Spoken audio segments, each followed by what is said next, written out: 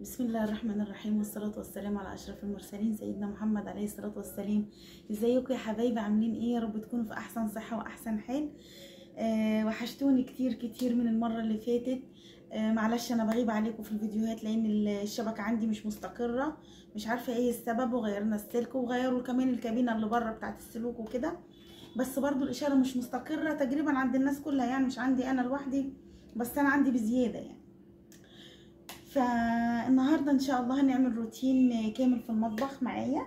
كان الناس في حد طلبوا مني وكده نعمل روتين مع بعضنا في المطبخ، فالنهارده جايه لكم بالروتين القوي بقى. خليكم معايا هوريكم طبعا المطبخ كده اهو. بصوا هنشيل طبعا المواعين ديت نظيفه، هنشيلها في المطبخ في كل حاجه في مكانها، يعني زي ما انتم شايفين. انا بحاول ان انا يعني ابين لكم على قدر المستطاع يعني.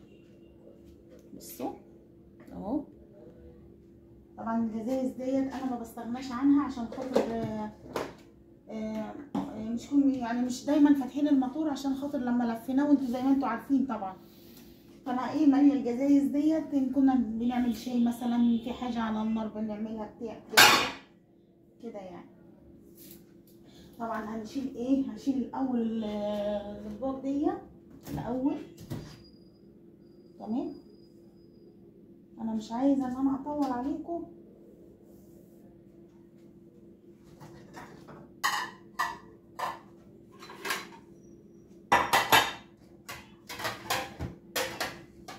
نشيلها سريعه كده يا حبايبي، كل حاجه في مكانها.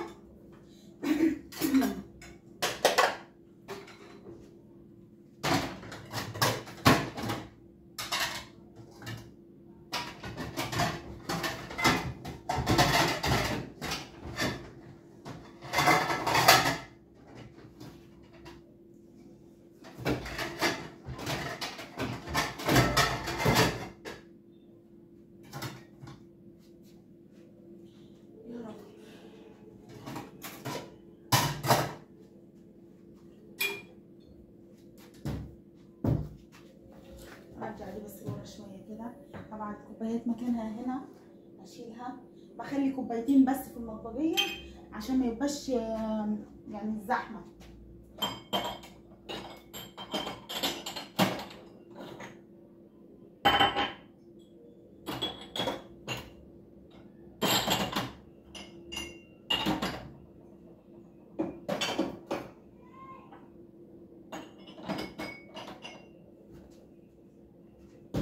طبعا يا حبايبي لما تبقى كل حاجه مكانها كده بنعمل الحاجه نصفيها ونحطها مكانها، بيبقى الدنيا زي الفل.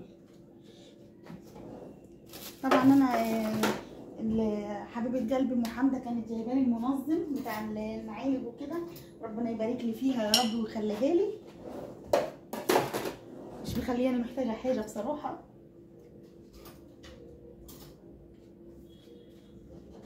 طبعا كل حاجه كده لازم تبقى في مكانها.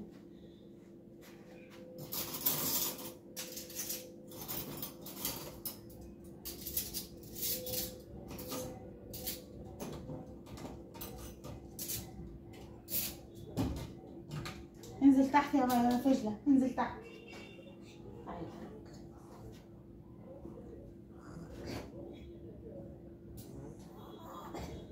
كل حاجة طبعا في مكانها هنا.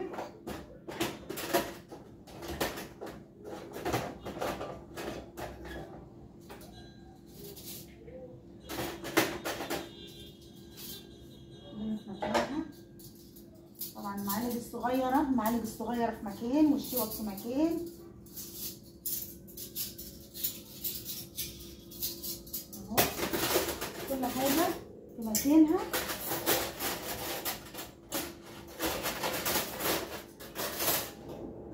ربنا يبارك لي فيها يا رب ويخليها.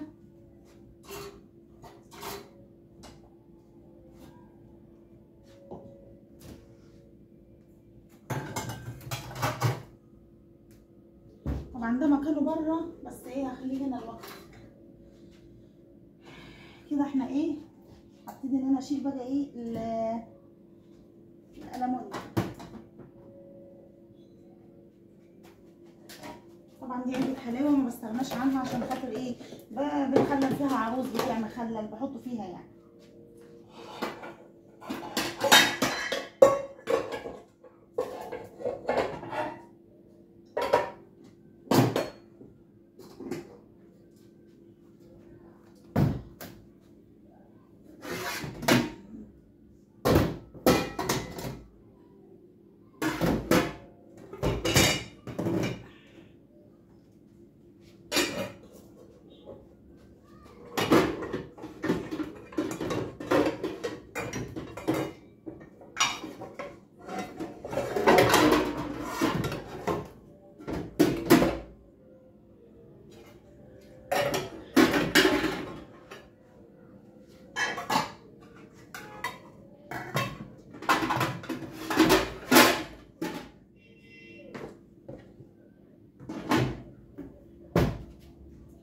ديت هنا الحله الكبيره دي.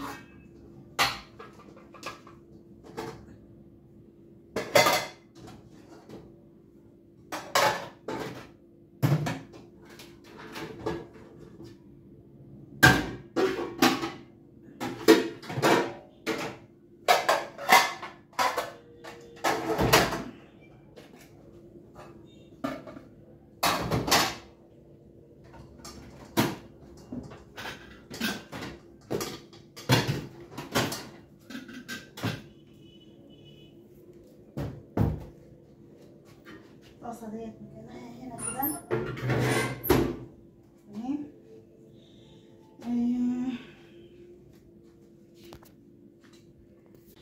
طبعا حبايبي انا هبتدي بايه بقى، هشغل الغساله اوريكم. انا بحاول اوطي لحد حتى المفتاح بتاعها عشان اوريكم ان انا بشغلها ازاي. طبعا انا كنت ايه حاطه حطيت غسيل وايه هبتدي ان انا اشغلها. طبعا حطيت في الجرد هنا المسحوق بتاعها، هبتدي ان انا اشغل. طبعا ايه بجيبها على اول حاجه بننزلها على الاخر خالص عشان ده موضع الغليان. بعد كده هنجيبها على 800 لفه. بعد كده نشغل الباور، نتاكد ان الباب مفتوح كويس ومقفول كويس كده. شغلناها كده، شغلتها كده، لمبه الباور ديت ثبتت خلاص. يبقى كده ايه اشتغلت، وسمعت الباب وهو بيتك خلاص كده اشتغل. نسيبها بقى شغاله مع نفسها ونعمل ايه بقى، نروح فين؟ نيجي للبوتاجاز. طبعا انا وعدتكم معايا ان انا ايه هنشتغل مع بعضينا في المطبخ كامل يعني.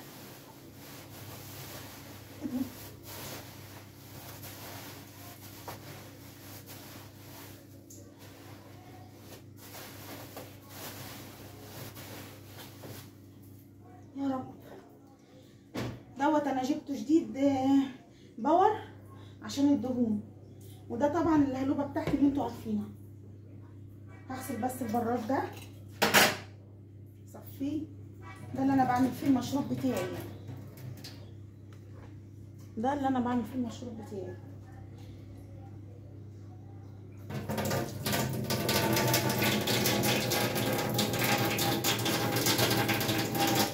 اللي هو عباره عن شاي اخضر وليمون وجنزبيل. لا دوت زبده،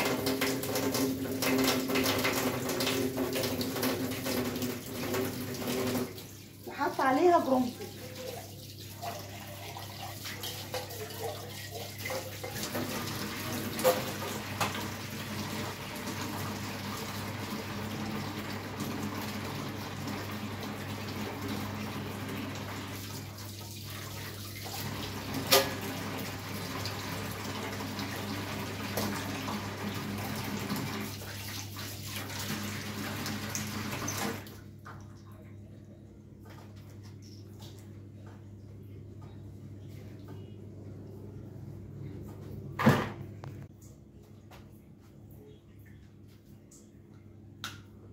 طبعا انا هرش الدهون على بال ما اغسل العيون والطرات ديت يكون ايه، يكون لانت ونزلت.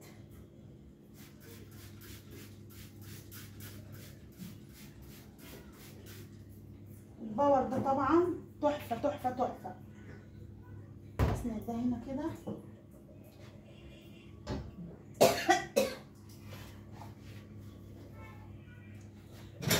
بلم الكبريت والرده.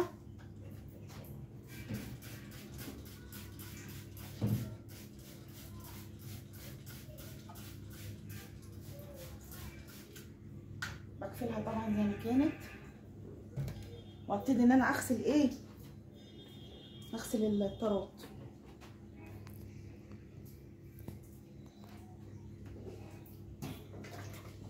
اجيب اللهيبه بتاعتي، اغسل دي الاول تكون لانت. بعمل كده في الكنيسه واعملها كده اهو.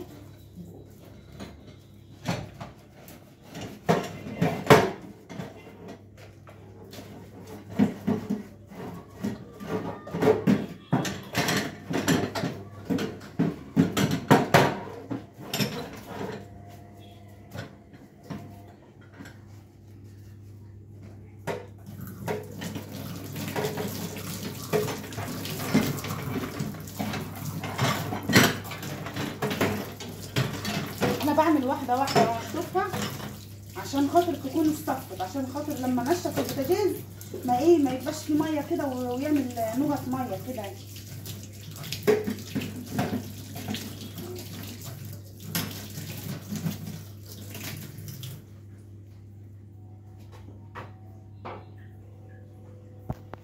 طبعا انا عشان ما اطولش عليكم غسلت البوتاجاز وجيت لكم تاني هنركب الحاجات مع بعضنا، بس ايه نمسح مسحه حلوه كده.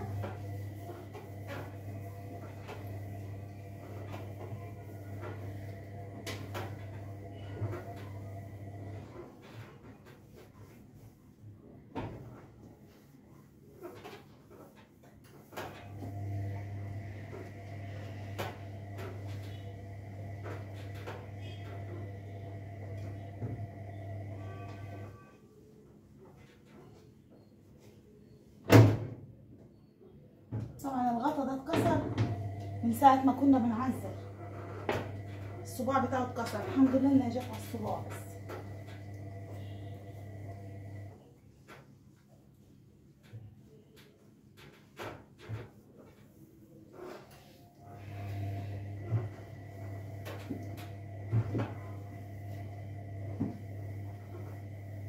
يا حبايبي هنركب بقى ايه،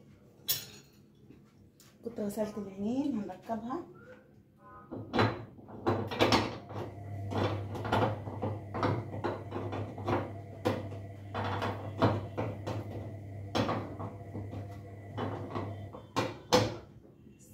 فيها مجاري كده بتنزل فيها، لازم انزلها فيها عشان النار تبقى مظبوطه، لما نيجي نولعها تبقى النار مظبوطه.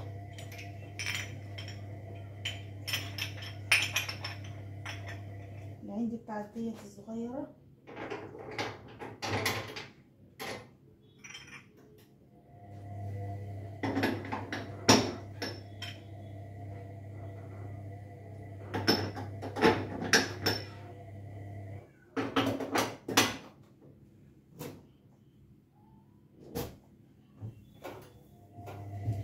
طبعا انا غسلاها وركناها عشان خاطر ايه تتصفى يعني.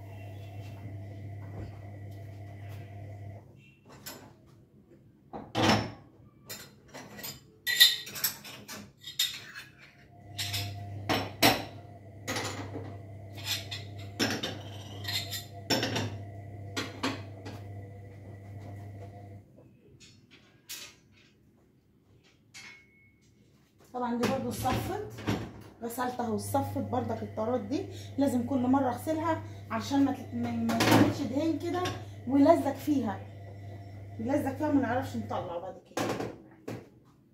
دي طبعا لازم تتحط عليها صغيره عشان البراد او حاجه يعني. هنعمل ايه بقى، هنمسح المطبخ، خليكم معايا. دي هشيلها مكانها خلاص.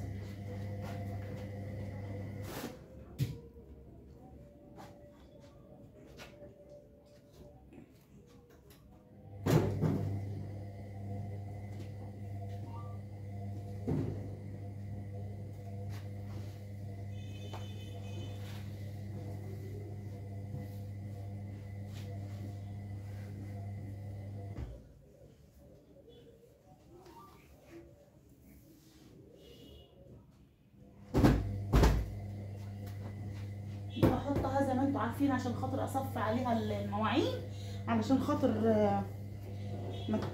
المواعين الميه ما تنزلش منها على الحاجات دي وتبوظها، تبوظ الحاجات ديت. فطبعا انا لازم اعمل كده.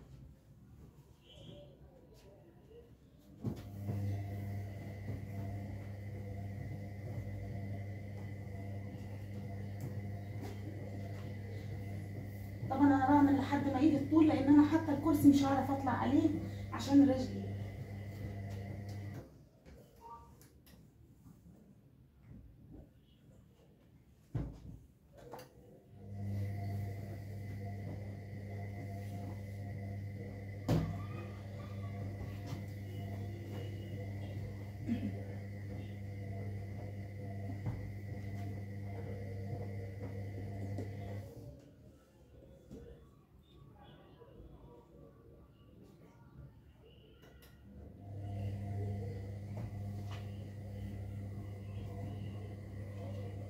طبعا الحته ديت اللي معايا دي اللي كانت موديه انا مسحباها كده الشفرفوطه دي.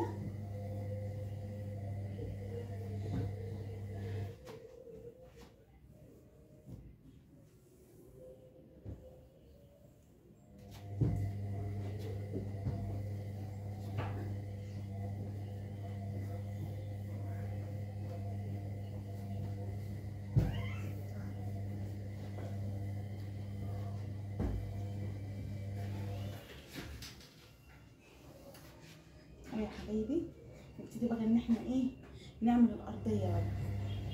بس ارجع الجزايز دي مكانها هنا. طبعا انا ما بقدرش استغنى عن الجزايز دي من المطبخ، فانا حطاهم هنا كده ايه على الرخامه.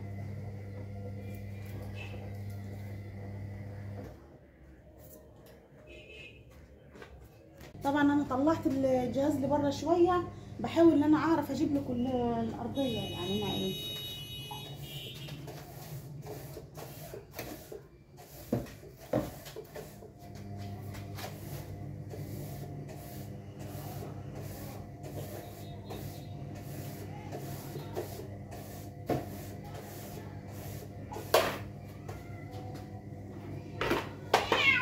زي ما انتم شايفين كده.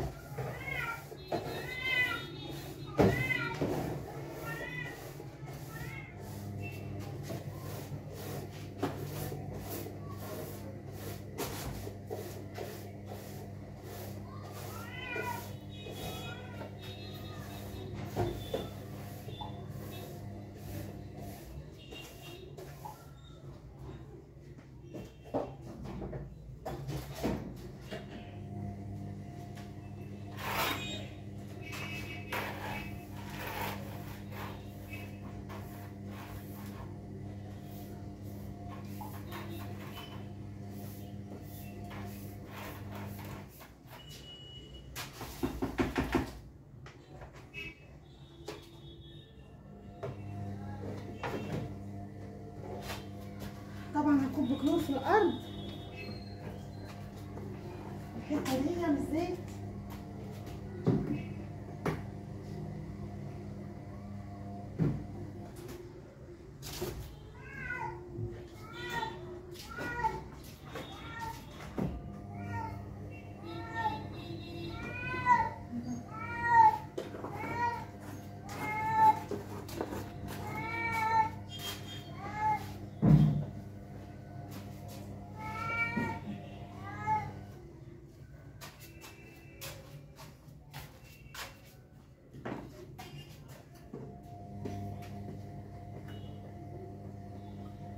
شويه صابون سائل.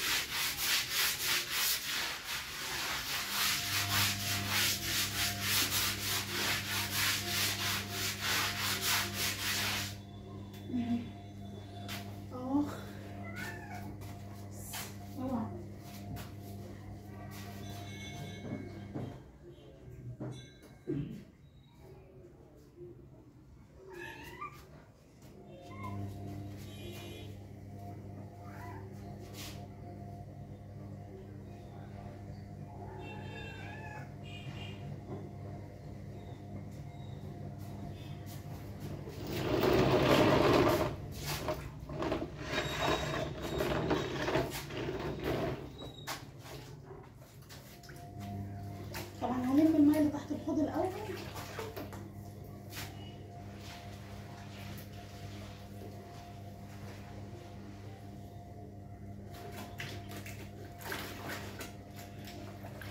طبعا انا الميه ديت مش حاطه فيها حاجه عشان كفايه الكلور اللي تحت الحوض والصابون اللي حطيته. مش عايزه اقول لك يا حبايبي مناخيري مش قادره اتنفس، لان انا بحب اجيب الكلور الخام.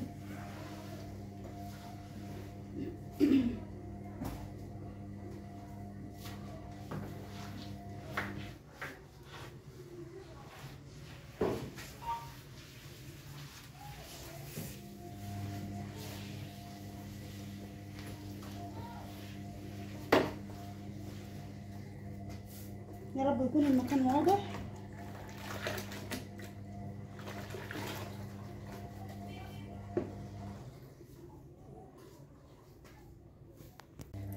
حبايبي طبعا كده اكون خلصت معاكم المطبخ زي ما انتم شايفين اهو. الارضيه نطفت وفرشتها كمان والبوتاجاز والغساله شغاله اهي. بس طبعا الجهاز مقيدني، مش عارفه اوريكم كويس يعني، الجهاز مقيدني.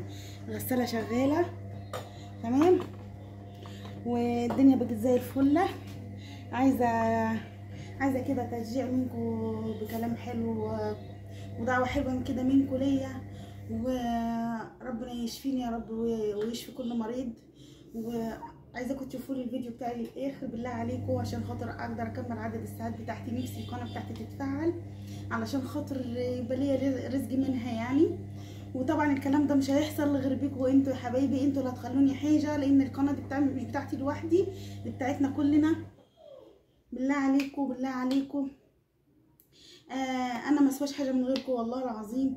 انتوا اهلي واخواتي وحبايبي، ربنا يخليكم ليا يا رب ويبارك لكم ويبارك لي فيكم. وكل واحد بيقول لي كلمه حلوه ربنا يجازيه خير يا رب ويجعلها في ميزان حسناته. كل واحد بيقف معايا ربنا يخليه يا رب ويبارك فيه. واشوفكم على خير ان شاء الله في فيديو جديد. اقول لكم السلام عليكم.